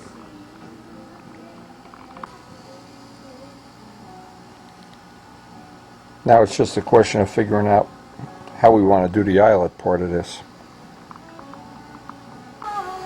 And we have literally thousands and thousands and thousands of eyelets.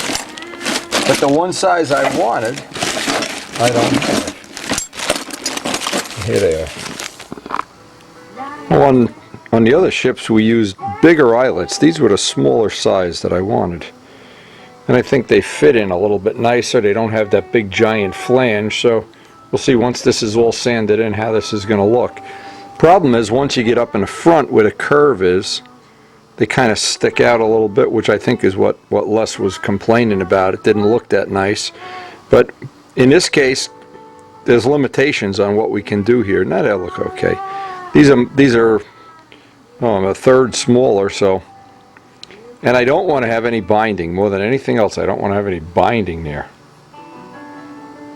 Now the next step is to hollow the bottom. Where the the spine is and drop this piece in place. Now what I did, I put on an old video just to see when we did this the first time what was different, and we definitely had those ribs, we had them parallel to the wire in the landing gear, so that was the problem. See, that's another good reason to always have stuff on video. It's always documented, but we can see what the engineering problem was, and that's from last year. So now I need to measure and carve a little notch in here. But because I have that spine to work off, I can start by taking out that spine. And when I sand this, I want to leave this hanging out just a 1/64 of an inch so that I can get a little bit of a blend, a little bit of a curve. It doesn't come down in a curve and then drop flat. I can seal that edge on the inside where the spine is. Now the spine is permanently in place. And now I want to get this situated so it's right in the middle. And the only way I'm going to know how to do that, I've got to start doing some test fits until I have that right on center. And just take just enough out that it's right on center. And then take the mirror image of this out of the bottom piece. But the bottom piece is going to be a lot less because I have to account for the thickness of the spine if I want to keep that right on center. Now with that just tacked in there, now I know I have the fit I want. I can just put a permanent glue seam on there.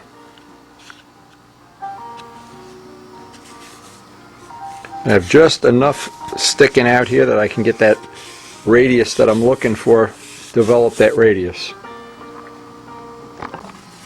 Now I know this is the amount that has to come out of the bottom, but I want to take just a little ice sliver at a time out because I want a tight fit. I don't want to have a fit that I have to fill with glue.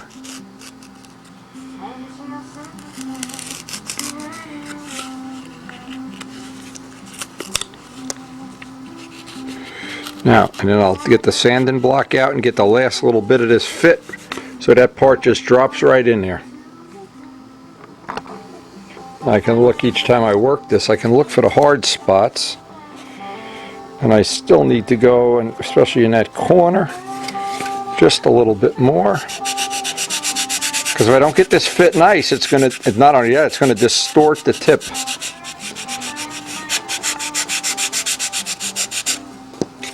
And I should have the same amount of the guide showing on both sides when I'm done. Yeah, that's pretty good.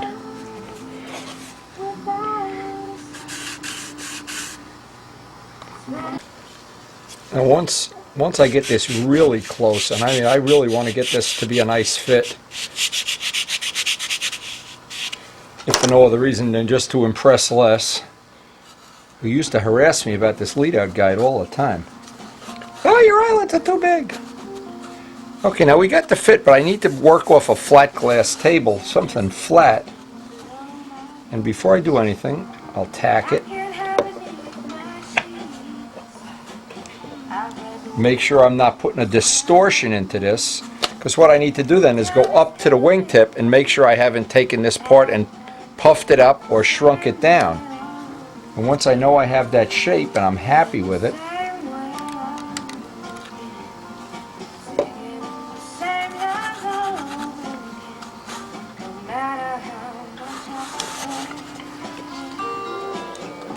and I don't know of a lighter way to make this. This is, in many times I've tested to see which is the lightest way. This way always seems to be the winner, but maybe someday we'll come up with something better. In the meantime, we just got to fight it out. Okay, so now I want to go to that part and check the fit. If the fit is okay, run the whole glue seam, inside and out.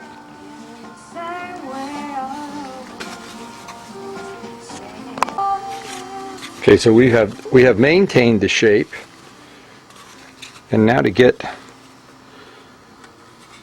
a good bead on the inside, let it roll down, and now we're kind of just let that roll down into the corners. This outside is done, and now I can do a little sanding before I put this in place, because once I put it in place, the lead outs are in the way. So I want to get this trued up, get this whole edge trued up while I have it, that it's convenient and I don't have the lead outs to deal with. Now it's always difficult in the beginning because I want to blend a hard surface into a soft surface, but once I get the shape, then what I'll do is put thick CA along the whole edge so I'm going hard to hard.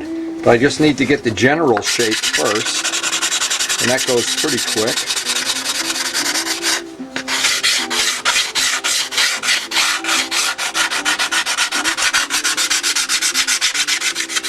And we'll see if Les is impressed when he gets back from Texas. He's in Texas right now, of all places. Oh, I just want to get that aggregate weight. We always hope we can keep it under a ½ ounce. ½ ounce, of course, is oh, this is 12. Okay, so what we always have to take into account now is the ½ ounce variance between the outer tip, 12, and we're just going to round it off to a ½ ounce. And I'm sure I could have gotten it down to 12, but then I run that risk that I'm going to lose some of these. These are going to get, these I know are going to be the right thickness. In fact, they're even a little extra thick. Probably I should have gotten in there and gotten some more out, but I'm not going to take a chance on having to go through all that body work again, trying to even that seam out. Again, this is still a hard and a soft surface. And the way to just make that easier to do is just get a couple of coats of thick CA. That'll just allow me to get this blended in now. I'm probably not going to get this installed or wrap the lead outs. I thought if everything went perfectly today, I would get to that point, but I'm not. But not to worry. Next time we get to work on this, the next step is going to be to install it, wrap the lead outs. Yeah, that worked out pretty well. I give this a couple more, actually, while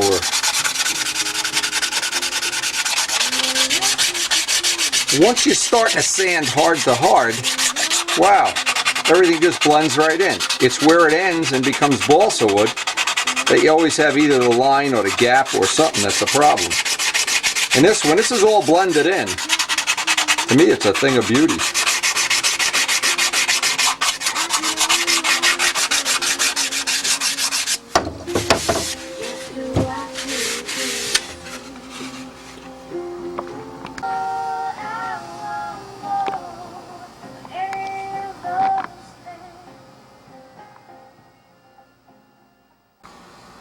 Now, I was just thinking, with all this stuff with the lead outs, maybe it'd be a good thing to just see if I haven't built myself a little monster in here that I don't know about. And it's really difficult to, no, not impossible. Yeah, this one had, and I just really wanted to check it. This one has totally, we moved that piece of wood on the template. And I never took into account the lead outs were going to rub on it. So shame on me. This one's okay, but it never hurts to double check it. I'll sleep better tonight knowing that. Take a little look in there and make sure. And it never hurts to do that. And again, twice as bad if you have braided lead outs.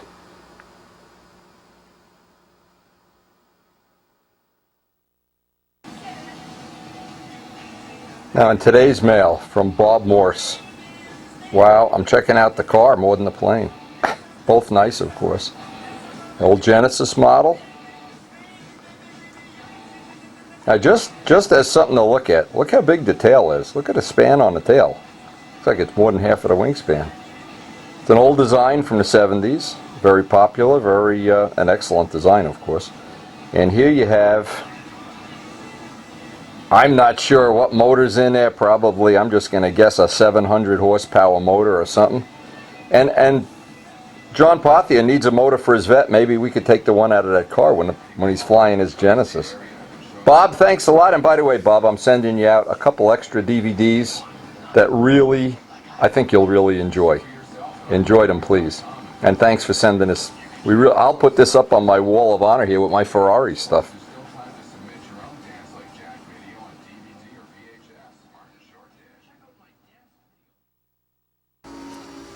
Now this morning when I went to fit this up, I realized I could put a couple more coats of thick CA on here, a couple more sand outs. And because it's Christmas, we're basically getting a phone call a minute here. Let me get the phone. Now there's another reason I wanted to get even more of a hard edge on here before I joined this, because once I get the lead outs in here, then I can only get up to the lead out. So I wanted to at least get this area here as well. Let me get another paper towel. That's another trick. Don't use the same paper towel over and over again. The stuff that's on the towel gets hard and you put gouges in the wood. But anyway, if I can get this on today, the schedule is, and I'm never sure what my schedule is here, but I got a call from my children, my lovely children, and they are needing me in my van for today to move some furniture, so we're going to try to do that. And tomorrow morning, then that'll mean it'll free up some time for Rich, and we'll get that Stuka joined up into one piece. I'm looking forward to that. Looking forward to it a lot, in fact. Anyway, each time I do this, it's really just this area that I need to be fussy with. And then I want to get this on to make the joint. Oh, and that CA goes off. And I, on purpose, this tip is a ½ ounce. I think the other one was 10 grams. But the good news is this is even stiffer. This is stiffer than normally I would put a rib in here, like a little cross piece. Don't even need it with the rib, with the tip this thick. So this should give me a nicer, even though I've paid a little bit of weight on this, this should be an upgrade. Well, we're going to find out anyway. Anyway, that's a nice, I think I got that, and this is ready to put on, ready to join onto the end of the wing. Once I'll get this surface flat, the other surface flat, this will be ready to go. And this is really the last time I get with the accurate 90-degree block to get this edge trued up. Now another trick is don't blow the dust off. When you're going to do this kind of a joint, leave the dust in place. Nice little trick. Because we're going to first off, once this is in place, and I'll do the same thing to the wing, I'll put the lead outs back in, true it up. I'll get just tack it in place. Once I'm real happy with it, then I can run that seam. I carefully make sure that the block is up above the panel or equal to it. Just tack it first.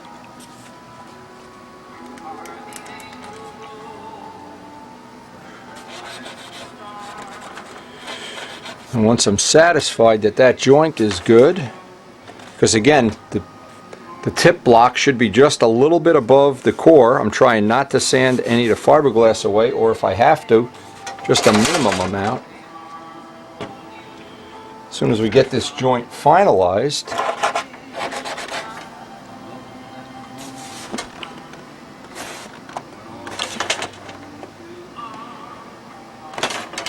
now I'll do the other side.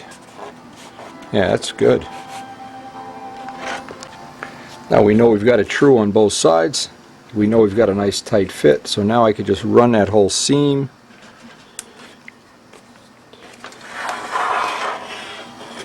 And now the next step is to true up the trailing edge, and then we'll start to work this seam in. Okay, now the hard part, I was very, very careful to get that center line right on the middle. And this will be one of those parts where I want to maintain that center line so I can get that outer hinge pocket.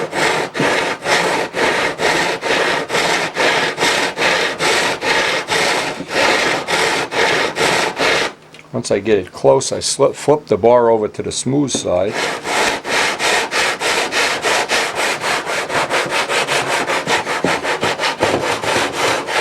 Again, Dave was going to change in the mold the trailing edge. At some future time that may change, so for right now I can take a smaller block and just get this edge.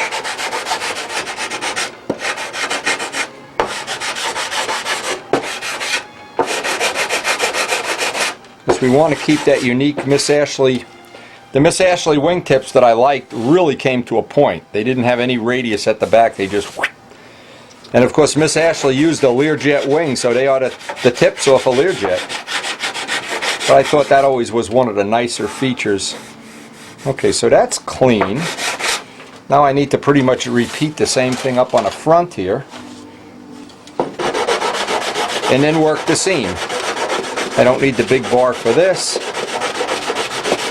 But the idea is to get a really nice, at some point in time, get a really nice flow to where this curve, and the air of course is just flowing around this. But now I got these lead-outs in my way. That's annoying. So I'm glad I got most of this shaping done anyway. Now I paid really strict attention and really got this center line right on the money of the spine. But I've had to sand through now, and now I'm into the same old thing where we go hard to soft, hard to soft. Before I do this joint, I want to get this radius. And the way to do it is, and especially if you go through the glass at any point, you can make that joint invisible, and you can make the joint where the glass ends invisible. Just a couple coats of thick CA. Once that kicks,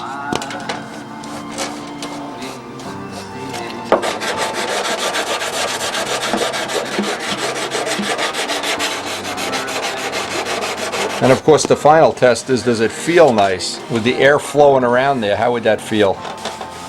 That's good. Now the last thing is going to be this seam. And I'm just going to put a new piece of sandpaper on a block, and very carefully, I know that I'm higher on the tip than the core, so I'll really be careful about this.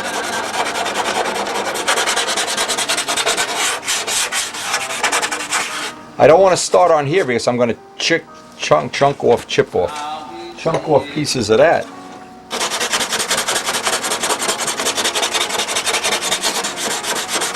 And every time I feel that, I'll know if I'm coming right into that, where it's going to be smooth when it's done. One thick coat of CA wiped off will be perfect on that. All right, we've got the last of the hinge pockets in. And I want it to have a fit, but I didn't want it to fit where when I push it in, it swells the wood. I want to have a relatively loose fit, in fact, because you know some dope is going to get in there and whatever. And when the final fit will, of course, that'll be done with epoxy. And when we turn these hinges into washboards, they get a little bit thicker. But we don't want, we're going to try like heck not to have that pucker up in the final part. Now the last thing, I may be able to get this done today, is the lead outs. Because we want to work on that Stuka tomorrow. And the first thing I want to be sure is that I still have a good fit on these. And you know, I've already wrapped the lead outs.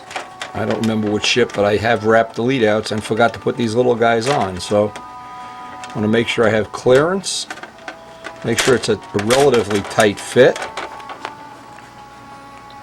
And we just wound up using the next size smaller eyelet. Miss Ashley has those big eyelets. This will have smaller eyelets. Les will be happy. Another thing before I even go any further, I want to double up some 320 paper. I'm going to make sure I don't have any little globs of CA in the little notches. And if these don't go, I want to be able to slide this, but not have it slide automatically. And I'd like to fit it in all of the little pieces. Make sure the wires slide. I can get them all the way up to begin with. Because once we put some dope in there, the dope is going to kind of fill that. I'm going to have to get back in here each time and get that slot cleaned out to keep a nice, neat, workman-like look on it. Anyway, we got a call from Arnie Haber. Our big train show is in town.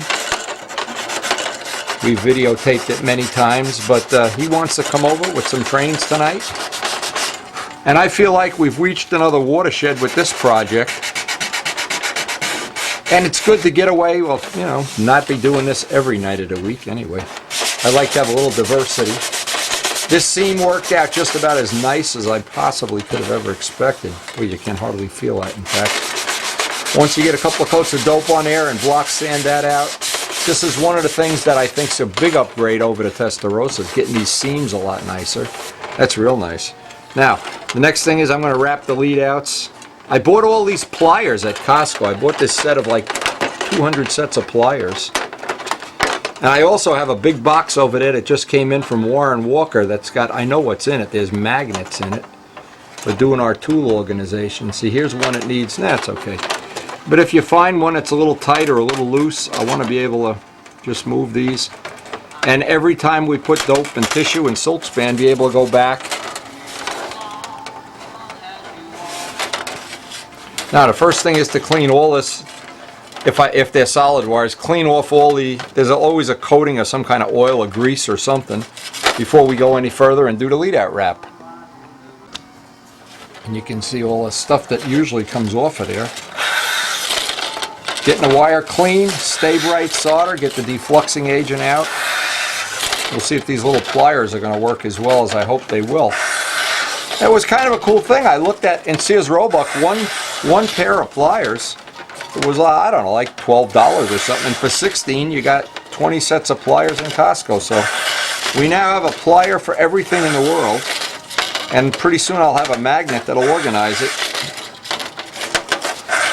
Maybe over the weekend we'll get to organizing that part of the shop. And you can see all the stuff that comes off. You can't really solder until a wire is nice and clean. And the next thing are these little crimps. These are special crimps that we use on making up our bell cranks. But the other trick before you do anything is to get the crimps on. Because I've done that too, is I've wrapped the wire, got ready for the eyelet or whatever, and the crimp wasn't in place, and then you got to cut it. Now I always like to cut these long enough that if I'm not happy with the wrap, see if I cut them to where the minimum would be right there, well that's cute. It's cute that way, but I want to have a little bit of extra material in case I'm not happy with the wrap, that I don't run out of wire and the thing is buttoned up on the wingtip. Now the first step for me is on little pieces of tape, because I'd like to get these somewhat in the middle. Again, with a 4-inch bell crank, you have a lot of travel, a lot of leverage. So I know right there is the minimum, and I'd like to have a little extra, so I'm leaving that. There's my minimum. I'd like to have a little extra, and I'd like to mark where I want the minimum to be.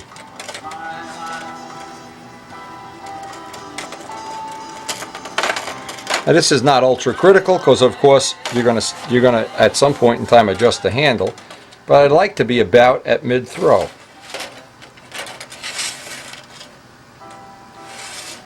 And I can see this one can go further up. I can slide these until I know this could actually go up even a little bit more. So now,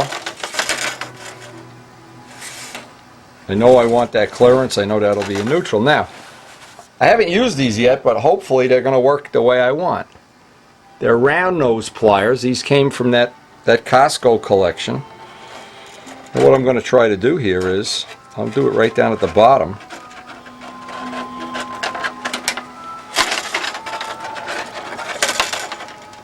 You can see the shape, they're totally round. Now it looks like, and again now I can take this piece off, it looks like these are going to work pretty good. In the past I've had to use other things that are really not as good as I'd like. Got a little piece of tape off. Now even using the round nose, I don't know what we'll call these pliers.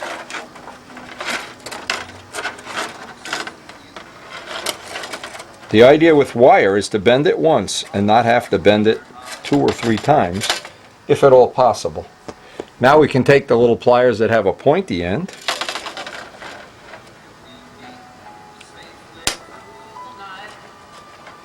put a little 90-degree bend on these.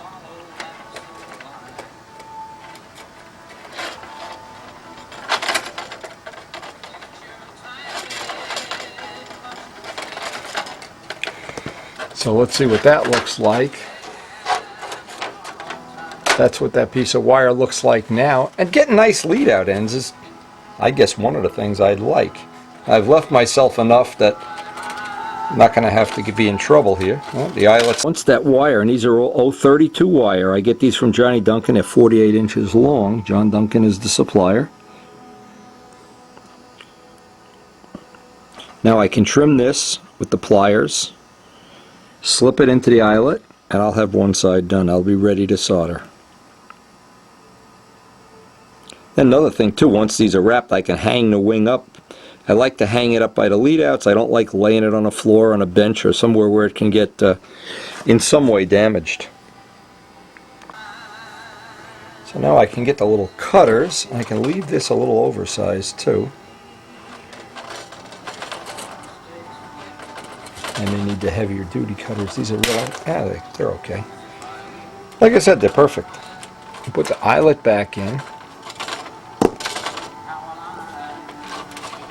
And I need to kind of fold this back.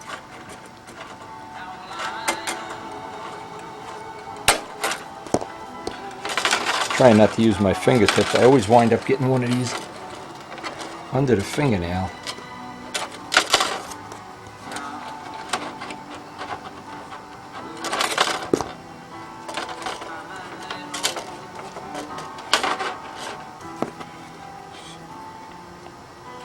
And after I get this whole thing done, you'll see what happens is I'll find a special pair of pliers that has little grooves for doing this. See, these don't have, the problem with these, the grooves aren't big enough. We really should take a pair of pliers and put grooves in the tip. We'll just make this a little bit easier.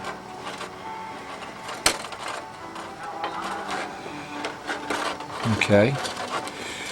So, I see how that's slipping, that's a problem. Hard to believe, huh? But that's it, baby.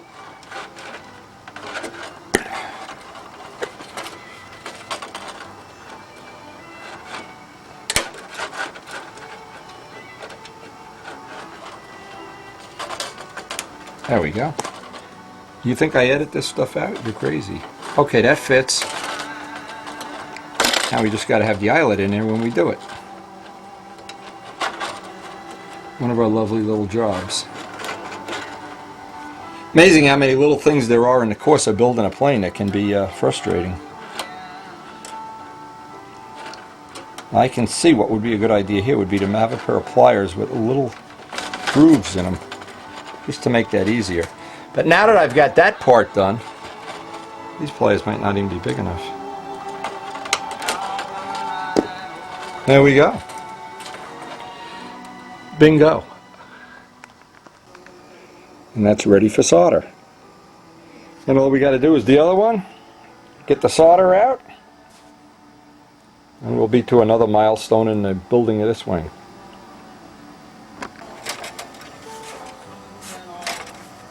I always like to have these nice and neat.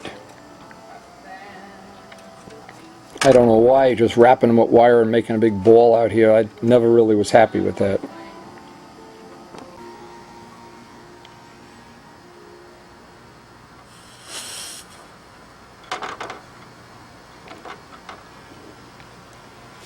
Stay Bright silver solder, the only solder to use for this kind of a thing. Of course it melts at a low temperature, but absolutely deflux it when you're done. In fact, I can see this is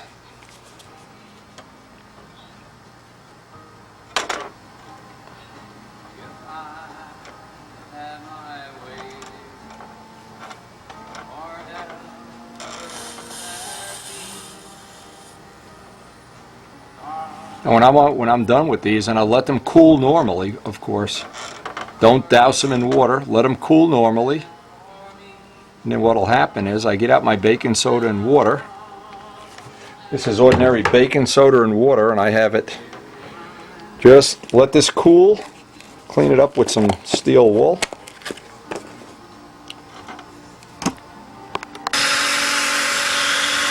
And the last little thing I like to do is just polish the ends off, just for my own personal satisfaction.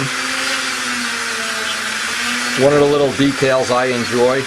I enjoy having a plane nicely detailed, even in areas that other people don't find important, and of course it's all in the eye of the beholder anyway. All in the eye of the Concourse Award. There we go.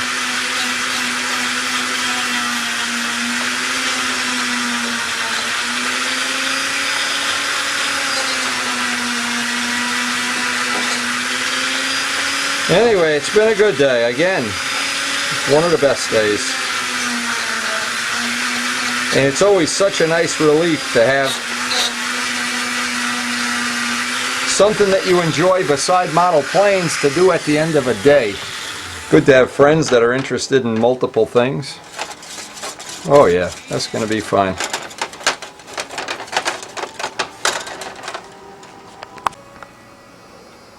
And we hope we'll see you on the next tape.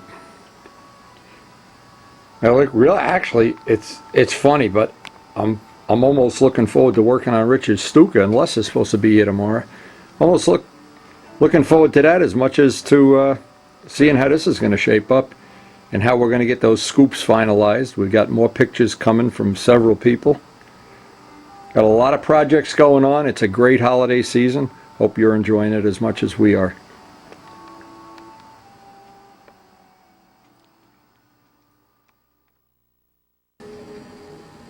And again, happy holidays from Karen and I.